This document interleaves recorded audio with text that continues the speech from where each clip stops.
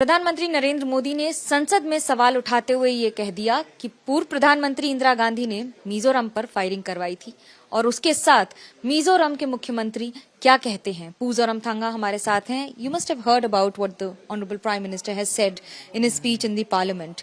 You were a part of the MNF and you still are. You were a part of the revolution at that time. What exactly happened and how true is the incident?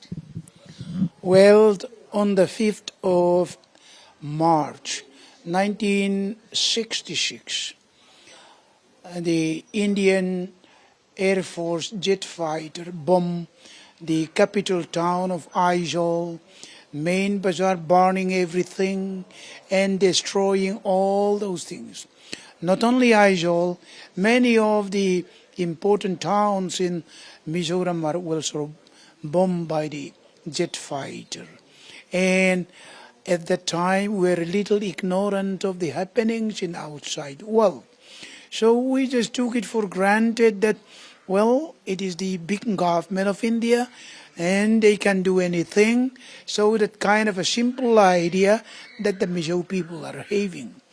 But later on we learned that these kind of things never happen, especially in the internal problems in which the central government used the Air Force to fight them. So that was there, and all the bazaars, all the bara bazaars there, it was burned. In the entire history of independent India, this is the only incident when the Indian Air Force bombed Indian civilians in Indian territory. How shocking was that for you? Well, you know, in those days, in 1966, the people of Mizoram and myself just believed that, well, after all, being ignorant of the world other happenings, this is how it should be. We simply took it as it is. But now, when days are coming, when we understand more and more of how the world runs, then we're really surprised, we're amazed to learn that in the internal affairs of the country, an Air Force bomb jet fighter fighting against its own citizens like that, in the capital town bombing and like this. Well, the days gone by, and then when times came, it became more stranger and stranger every day. Do you remember who was the Prime Minister? Why did it happen? Why was it happening? And what was the reaction when you did approach them? Well, it was the time of Mrs. Indira Gandhi. And then the reaction that goes on there is that at that time Mizoram was a district. And then we are under the state of Assam. So the Legislative Assembly was in Assam capital. That was in Shillong. So in the assembly, quite a lot of those assembly members are shouting, saying that why did you drop the bombs there in Mizoram? And then the answer simply was that we are just dropping there, not the bomb, but the rice and other essential commodities. The answer was there. But you see, later on, when those legislators came to Mizoram and took a piece of those bombs and then show it to the Assam Legislative Assembly, saying that, is this the rice that you dropped for the people of Mizoram? The people of Mizoram says that it's very difficult to eat. That is what they said. So sarcastically, they said all these things in the Legislative Assembly of Assam. What is your take on the Prime Minister, Narendra Modi, sharing the entire episode in the Parliament for the first time, acknowledging what exactly happened? Please repeat your question. What is your take on the Prime Minister Narendra Modi explaining the entire episode in the Parliament and stating what exactly happened? Do you feel justice has been denied to the people of Mizoram for decades now? Well, Mizoram was the most disturbed state, disturbed place at that time in 1966. I went on the ground in 1966.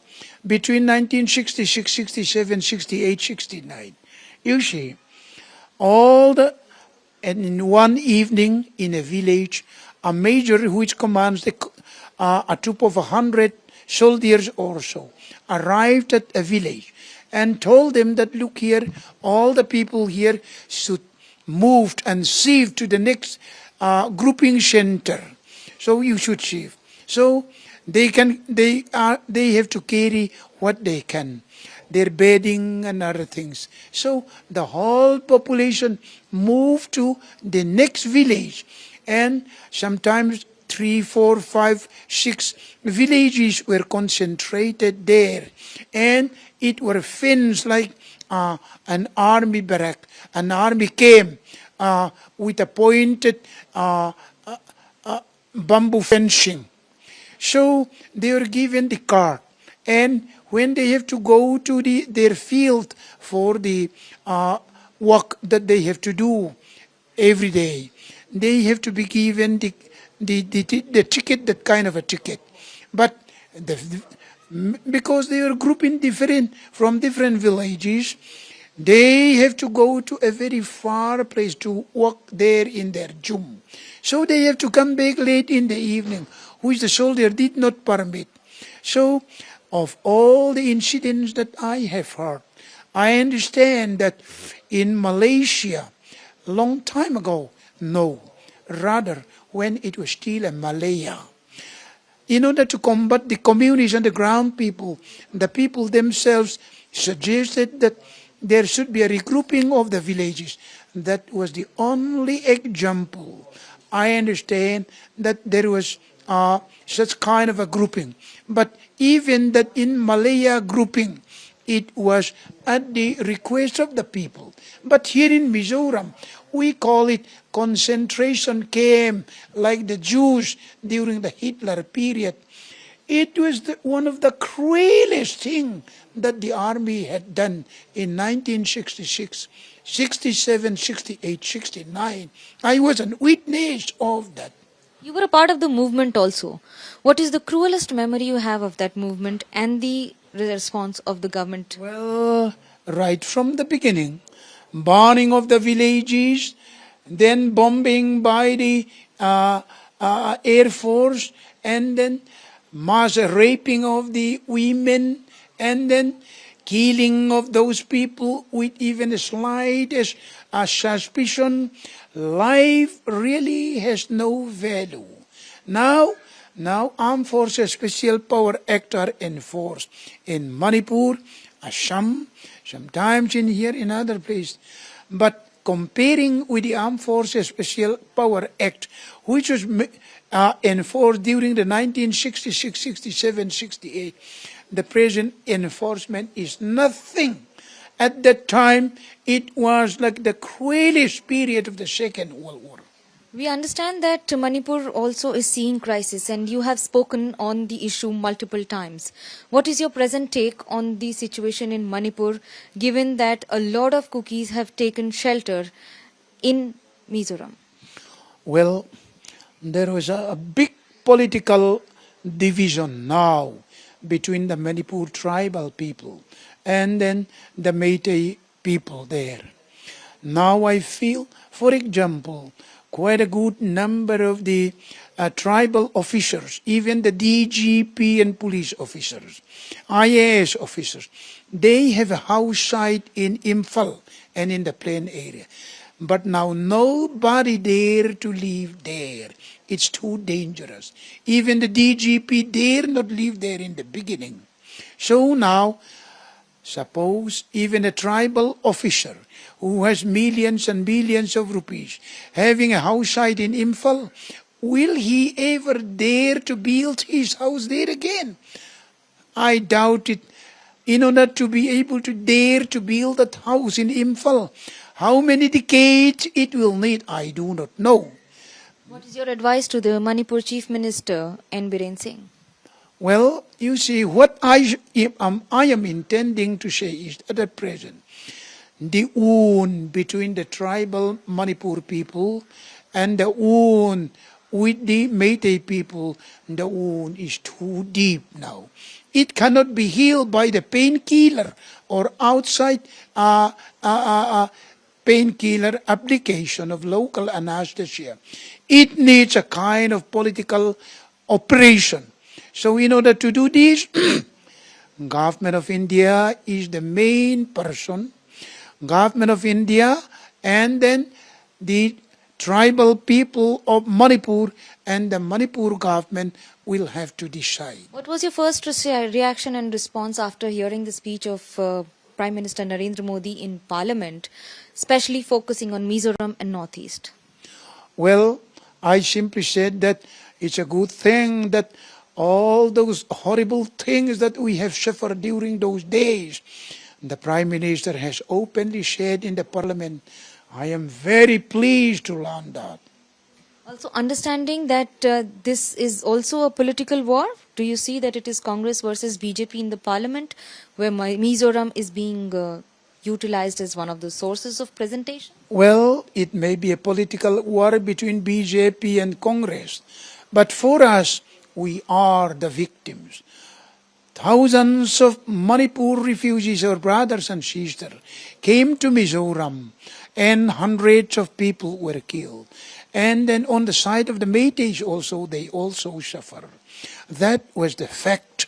And so both the Métis and the tribal people of Manipur are concerned and suffer.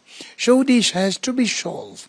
And then the only doctor which can operate successfully this is central government of India.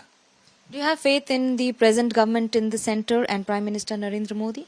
Well, I have a great faith in the present government of India and Prime Minister Modi.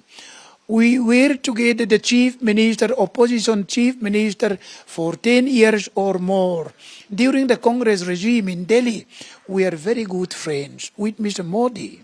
And so I have a great faith in him. I believe as far as the upliftment and then development of India is concerned, Prime Minister Modi is number one among all the Prime Ministers of India. Why do you say so?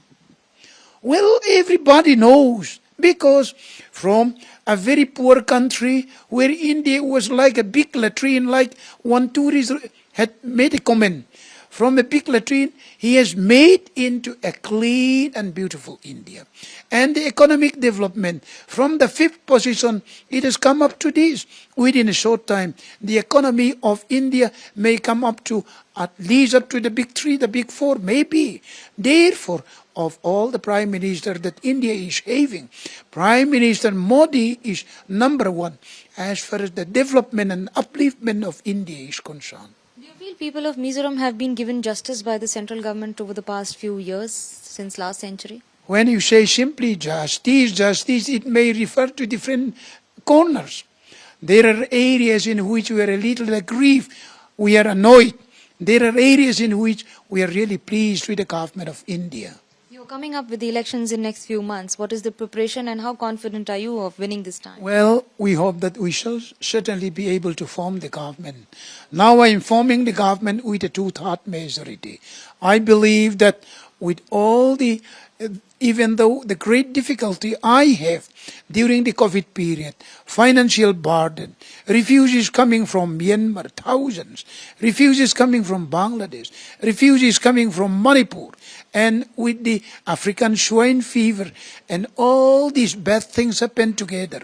Nevertheless, the people of Mizoram says that had it not been the MNF government led by Mr. Zoramthanga, how great would be the great suffering that we will be having. At least we survive, and a lot of development is still going on. With that kind of comment, which I believe is really in the heart of the people of Mizoram, we shall be able, by the grace of God and with the help of the people, we shall be able to form the government, certainly, comfortably. Well, it is an interesting battle that is coming up in the days to come. फिलहाल देखना दिलचस्प होगा कि कौन जीतेगा कौन हारेगा, लेकिन राजनीति मिजोरम के लिए पूरे देश में अब जारी है। कैमरा पर्सन सूरज पांडे के साथ मनोज्ञा लोईवाल, मिजोरम आइजॉल, एबीपी न्यूज।